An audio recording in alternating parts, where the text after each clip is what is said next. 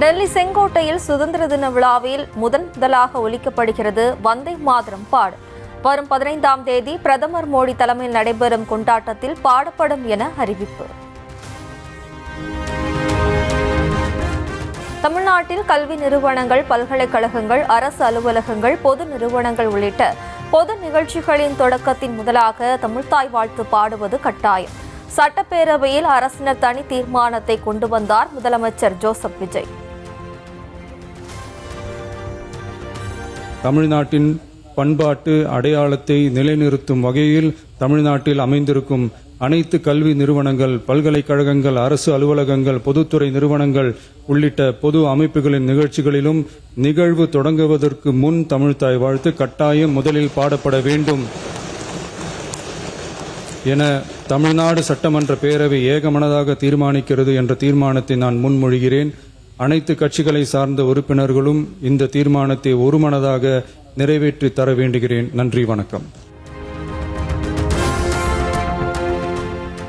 தமிழ்த்தாய் வாழ்த்து பாடல் என்பது தமிழ் மொழி, தமிழர் பண்பாட்டிற்கு செலுத்தப்படும் மரியாதையின் வெளிப்பாடு. மாநில பாடல் பாடப்படுவது குறித்து கடந்த ஜூலை 9ஆம் தேதி எழுதப்பட்ட மத்திய உள்துறை அமைச்சகத்தின் கடிதத்தை சுட்டிக்காட்டி முதலமைச்சர் தீர்மானம். போன ஜூலை மாதம் 9ஆம் தேதி கடிதத்தில் மாநில பாடல் பாடப்படுவது பற்றி இருந்துச்சு. ஆனால் நம்ம தமிழ்நாட்டில் 1970களில் இருந்து தமிழ்த்தாய் வாழ்த்து எல்லா அரசு நிகழ்ச்சிகள்லையும், கல்வி நிறுவனங்கள்லையும் தமிழ்த்தாய் வாழ்த்து முதல்ல பாடுறது ஒரு மரபாவே இருக்கு. அதுக்கான அரசாணையும் இருக்கு. மாண்புமிகு பேரவைத் தலைவர் அவர்களே, தமிழ் நமது உயிர் மூச்சு, தமிழ் மொழி நமது அடையாளம், தமிழ் பண்பாடு நமது பெருமை. அதனால தமிழ்த்தாய் வாழ்த்தின் மரியாதையை பாதுகாப்பதில் தமிழக வெற்றிக் கழக அரசு ஒருபோதும் சமரசம் செய்யவே செய்யாது.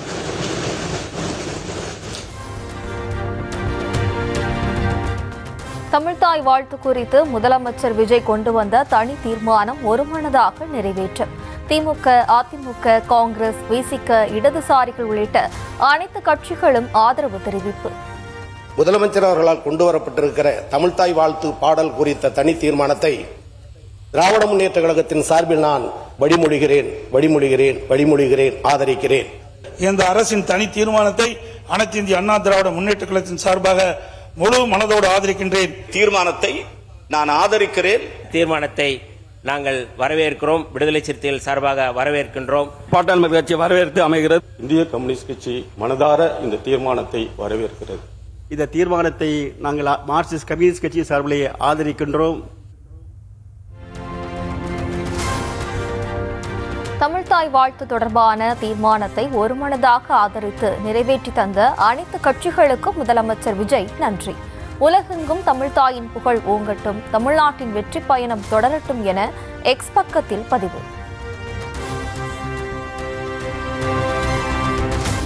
தமிழ்த்தாய் வாழ்த்து முதலில் பாடுவதற்கு சட்ட மசோதா கொண்டு வரப்படுமா? தவிக அரசுக்கு திமுக முன்னாள் அமைச்சர் ரகுபதி கேள்வி. தமிழ்நாட்டிலே தமிழ்த்தாய் வாழ்த்து முதலிலே பாடப்பட வேண்டும் என்கின்ற சட்டப்பூர்வ அங்கீகாரத்தை அரசு பெற்று தந்தால்தான் அது நிலைத்து நிற்க முடியும். சட்டம் கொண்டு வர வேண்டும் என்பது எங்களுடைய விருப்பம். தமிழ்த்தாய் வாழ்த்தை கடைசியில் பாட வேண்டும் என வலியுறுத்தவில்லை என சென்னை உயர்நீதிமன்றத்தில் மத்திய அரசு தகவல். அரசு நிகழ்ச்சிகளில் முதலில் வந்தே மாதரமும் அதைத் தொடர்ந்து தேசிய கீதமும் பாடப்பட வேண்டும் என அரசாணையில் தெரிவிக்கப்பட்டுள்ளதாக விளக்கம்.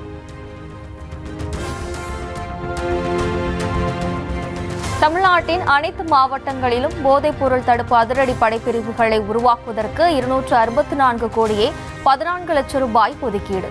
65 காவல் ஆய்வாளர்கள் தலைமையில் படைகளை அமைத்து அரசாணை வெளியீடு. சென்னை மாநில கல்லூரியில் செவ்வாய்க்கிழமை போதைப் பொருளுக்கு எதிரான விழிப்புணர்வு நிகழ்ச்சி. முதலமைச்சர் விஜய் பங்கேற்று போதைப் பொருள் தடுப்பு குறித்து உரையாற்றுகிறார். நெல்லுக்கு குவிண்டால் ஒன்றிற்கு 289 ரூபாயும், பொது நெல்லுக்கு 159 ரூபாயும் உயர்த்தி சன்னரக நெல் 2750 ரூபாய்க்கும், பொது ரகங்கள் 2600 ரூபாய்க்கும் வழங்கப்படும் என 110 விதியின் கீழ் முதலமைச்சர் அறிவிப்பு.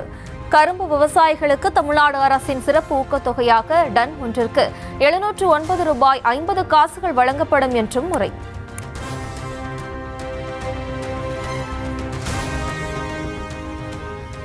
கடந்த 5 ஆண்டு கால திமுக ஆட்சி விவசாயிகள் போராட்டமே நடக்காத ஆட்சி என முன்னாள் அமைச்சர் MRK பன்னீர்செல்வம் பெருமிதம். பாருங்க, விவசாயிகள் போராட்டம் இல்லாமலே 5 ஆண்டு காலம் வாழ்ந்தார்கள், அதை பாராட்டணும். திமுக ஆட்சியில்தான் போராட்டம் நடத்திய விவசாயிகள் மீது குண்டர் தடுப்பு சட்டம் பாய்ந்ததாக அமைச்சர் நிர்மல்குமார் பதிலடி. குண்டாஸ் போட்ட அரசு போனது அரசு எத்தனை பேர் குண்டாஸ் போட்டு அவங்க எவ்வளவு கஷ்டப்பட்டாங்கன்னு தெரியும். விவசாயிகள் போராட்டம் கடுமையாக அடக்கப்பட்டது, எல்லா இடத்திலும் அடக்கப்பட்டது. அவ்வளவு வழக்குகள் இன்னும் நிலுவையில் இருக்குது. அவ்வளவு பேர் நிலுவையில் உள்ள வழக்குகளை வாபஸ் பெற சொல்லி போன வாரம் தான் விவசாய சார்பாக பெரிய கோரிக்கையும் வைக்கப்பட்டது.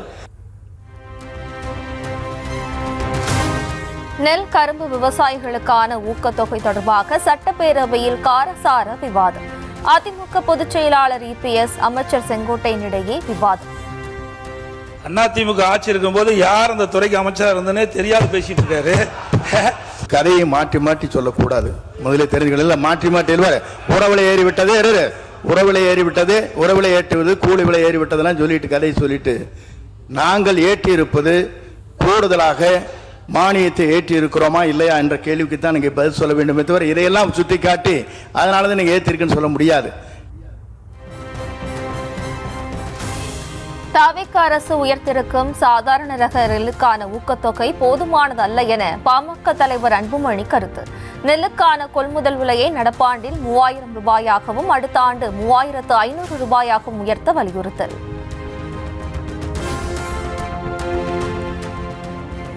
திமுகவின் 5 ஆண்டு ஆட்சியையும் தவிகவின் 3 மாத ஆட்சியையும் ஒப்பிடுவது நியாயமா என அமைச்சர் ஆதவ் அர்ஜுனா கேள்வி. தேர்தல் அறிக்கையில் கூட விவசாயிகளுக்கான கடன் தள்ளுபடி குறித்து வெளியிடாத கட்சி என்றும் சாடு. முதல்ல ஒரு ஒப்பீடுங்கிறது 5 வருஷமா ஆட்சியில் இருந்திருக்காங்க, நம்ம 3 மாசமா இருக்கிறோம். இந்த ஒப்பீடுங்கிறதே நான் தவறுன்னு சொல்ல விரும்பல, நியாயமானு கேட்கிறேன். நம்பர் 1, நாங்கள் சொன்னோம் விவசாய கடன் தள்ளுபடின்னு.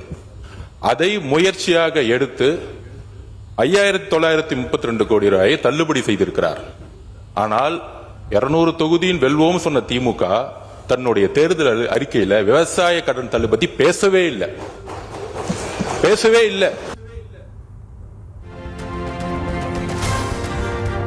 வரும் காலத்தில் பட்ஜெட் உரையை தமிழில் பிழையின்றி வாசிக்க வேண்டும் என திமுக MLA கூறியதால் நிதி அமைச்சர் மரிய வில்சன் டென்ஷன். தம்மால் இப்படிதான் பேச முடியும், யாருக்காகவும் மாற்றிக்கொள்ள முடியாது என மைக்கை தள்ளிவிட்டு ஆவேசம். நான் உங்களுக்கு அட்வைஸ் கொடுக்குறேன், நீங்க தமிழ்ல இப்படி பேச, எனக்கு யூனிக் இப்படிதான் பேச முடியும். அக்செப்ட் பண்ணுங்க. நான் உங்களுக்கோசம் சேஞ்ச் பண்ண முடியாது. நான் இப்படிதான் பேசுவேன். மக்கள் புரிந்து கொள்ளுகிற வகையில் நீங்கள் நன்றாக தான் பேசினீர்கள். அதோட பிரச்சனை முடித்து அதான் சொல்றேன். மாண்புமிகு பேரவைத் தலைவர் ரொம்ப லைட்டர் வெயின்ல எடுத்துக்கோங்க. இல்ல பெரிய பிரச்சனை கைடன்ஸ் பண்ற மாதிரி பண்ணக்கூடாது. ஏன் ஸ்டைல் இதுதான். அவருக்கோசம் நான் மாத்திக்க முடியாது, எல்லாருக்கும் நான் மாத்திக்க முடியாது. இல்ல மாண்பு உறுப்பினர் உட்காருங்க. மாண்பு அமைச்சர் கேலி பண்றீங்களா? மாண்பு நிதி அமைச்சர் கொஞ்சம் கோவப்படாதீங்க.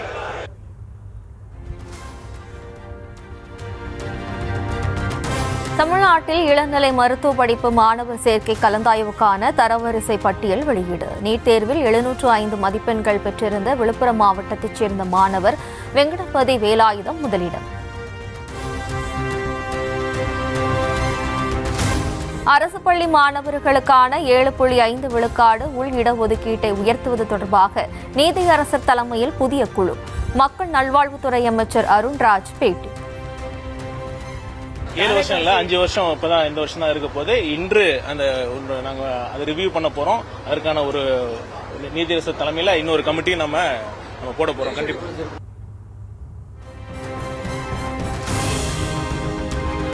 சென்னை விமான நிலையத்தில் நேற்று முன்தினம் மத்திய அமைச்சர் அமித்ஷா அதிமுக பொதுச் செயலாளர் EPS சந்திப்பு. தவிக கூட்டணிக்கு எதிராக பலமான கூட்டணி அமைத்து நாடாளுமன்ற தேர்தலுக்கு தயாராகுமாறு அமித்ஷா அறிவுறுத்தியதாக தகவல். தொகுதி மறுவரையறை தொடர்பாக தமிழ்நாட்டில் தவிக அரசை தூண்டிவிட்டு எம்பிக்கள் கூட்டத்தை கூட்டியதாக காங்கிரஸ் மீது திமுக காட்டம். மற்ற தென் மாநிலங்களில் எம்பிக்களை கூட்டி கூட்டம் நடத்தாதது ஏன் என திமுக MP தயாநிதி மாறன் கேள்வி.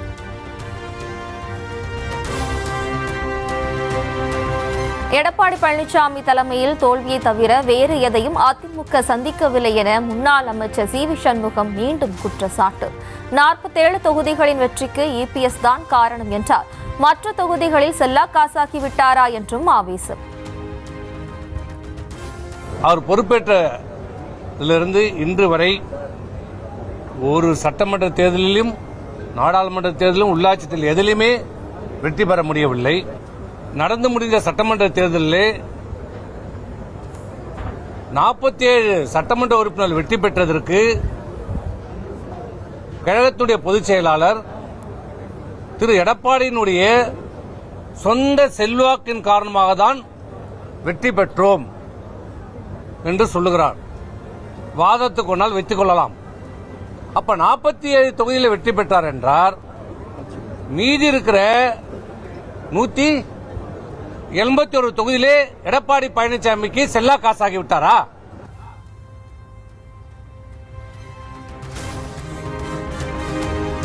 திமுகவுடன் கூட்டு வைக்க தங்கள் தரப்புதான் கூறியதாக அக்ரி கிருஷ்ணமூர்த்தி சொன்னது வடிகட்டிய பொய் என சி.வி. சண்முகம் குற்றச்சாட்டு.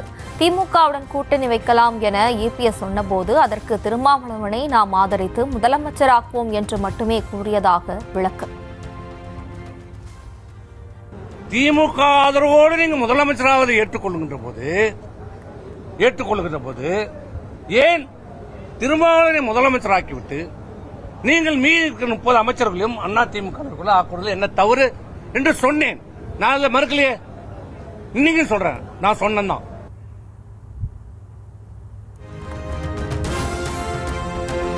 காவிரியில் நீர் திறக்க கர்நாடக அரசுக்கு உத்தரவிடக் கோரிய தமிழ்நாடு அரசின் மனு ஆகஸ்ட் 13ஆம் தேதி விசாரணைக்கு எடுத்துக் கொள்வதாக உச்சநீதிமன்ற தலைமை நீதிபதி சூரியகாந்த் உறுதி. காவிரி நீர் ஒழுங்காற்றுக் குழுவின் 139வது கூட்டம் நாளை கூடுகிறது.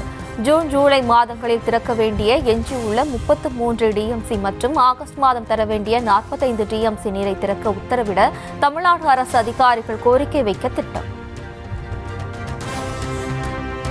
நகராட்சி நிர்வாகத்துறை பணி நியமன ஊழல் வழக்கில் முன்னாள் அமைச்சர் கே.என். நேரு மீது வழக்கு பதிய விடாமல் திமுக பாதுகாத்ததாக தமிழக அரசு குற்றச்சாட்டு.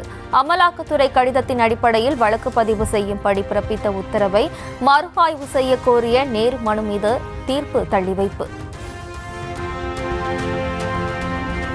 பழனி கோவில் கௌமார மடத்திற்கு சொந்தமான 150 கோடி ரூபாய் மதிப்பிலான சொத்துக்களை பாஜக முன்னாள் மாவட்ட தலைவரின் மனைவி ஆக்கிரமிப்பு செய்ததாக வழக்கு. ஆக்கிரமிப்பை அகற்றக் கோரிய வழக்கில் திண்டுக்கல் மாவட்ட ஆட்சியர் பதிலளிக்க உயர்நீதிமன்ற மதுரை கிளை உத்தரவு. விசாரணைக்கு அழைக்கும் நபர்களை துன்புறுத்தக்கூடாது என காவல்துறைக்கு விதிகளை வகுத்து சென்னை உயர்நீதிமன்றம் உத்தரவு. முறையாக சம்மன் அனுப்பி விசாரணை நடவடிக்கைகளை காவல் நிலைய குறிப்பேட்டில் பதிவு செய்ய வேண்டும் என விதிகள் உருவாக்கம். இன்சூரன்ஸ் மோசடி வழக்குகளை விசாரிக்க அனைத்து மாவட்டங்களிலும் சிறப்பு புலன் விசாரணை குழு அமைக்க உத்தரவு. குழுவுக்கு தேவையான நிதி உதவிகளை வழங்க தமிழக அரசுக்கு சென்னை உயர்நீதிமன்றம் கட்டளை. திருநெல்வேலி மாநகராட்சி மாமன்ற கூட்டத்திற்கு விசில் அடித்தபடி வந்த தவிக கவுன்சிலர்.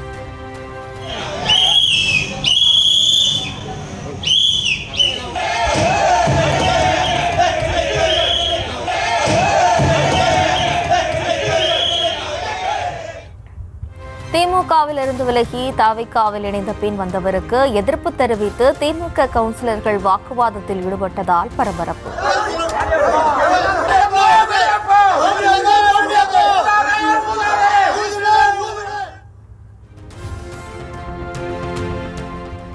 நெல்லை மாநகராட்சி மாமன்ற கூட்டத்திற்கு விசில் அடித்தபடி வந்த தவிக கவுன்சிலர் சஸ்பெண்ட்.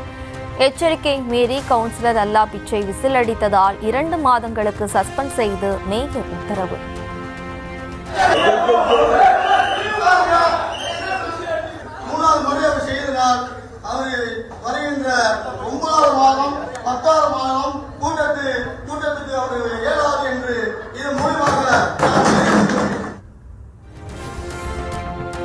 புதுச்சேரி கடலூர் எல்லை அருகே 31 வயது இளைஞர் நாட்டு வெடிகுண்டு வீசி வெட்டி படுகொலை. இருசக்கர வாகனத்தில் வந்த மர்ம நபர்கள் வெறிச்செயல். சென்னையில் ஆபரண தங்கத்தின் விலை சவரனுக்கு 120 ரூபாய் குறைவு. 1 பவுன் 1,11,600 ரூபாய்க்கு விற்பனை. டெல்லி மாணவர்கள் மீதான தாக்குதல் மற்றும் ராமர் கோவில் காணிக்கை திருட்டு குறித்து விளக்கம் அளிக்க வேண்டும். மத்திய அமைச்சர் அமித்ஷாவை வலியுறுத்தி நாடாளுமன்ற வளாகத்தில் எதிர்க்கட்சி எம்பிக்கள் முழக்கம்.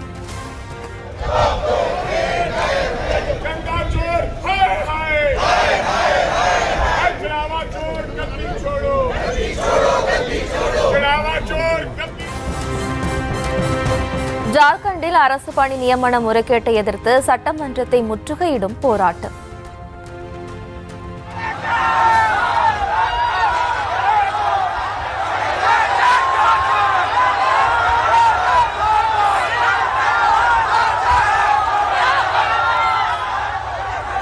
போலீசாரின் தடுப்புகளை தாண்டி மாணவர்கள் உள்ளே நுழைய முயன்றதால் தண்ணீர் பீச்சி அடிப்பு.